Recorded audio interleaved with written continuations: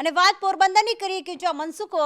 Mandaviya versus Lalit Vasoya વચ્ચે જંગ છે ને પોરબંદર કોંગ્રેસના જે ઉમેદવાર છે લલિત વસોયા તેમણે પણ ધોરાજી ખાતે આજે સવારે પોતાના મતાધિકારનો ઉપયોગ કર્યો હતો। પોરબંદર કોંગ્રેસના ઉમેદવાર લલિત વસોયા જે છે તેમણે આ ધોરાજીની આદર્શ સ્કૂલમાં મતદાન કર્યું હતું અને મતદાન કરતી વખતે ખાસ તેમણે વોટિંગની અપીલ પણ કરી હતી કે વધુમાં વધુ મતદાન કરવું જોઈએ। આજે આપણે જણાવી દઈએ કે એક તરફ ગુજરાતમાં હીટવેવની આગાહી, ત્યાં આજે વોટિંગનો આ દિવસ ઉપર માरा मातुश्रीने लईने मतदान कर्યું છે અને સૌ મતદારોને પણ અપીલ કરું છું કે લોકશાહી અને આ બંધારણને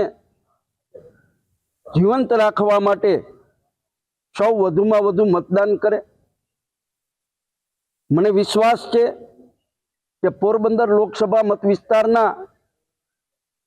लोकोने जे समस्याओं छे समस्याओना उकेल माटे सरकार सामे आक्रोश व्यक्त करवा माटे वधु मतदान थशे अने लोको मत द्वारा एमनो आक्रोश व्यक्त करी कांग्रेस पार्टी ने विजयी बनावशे।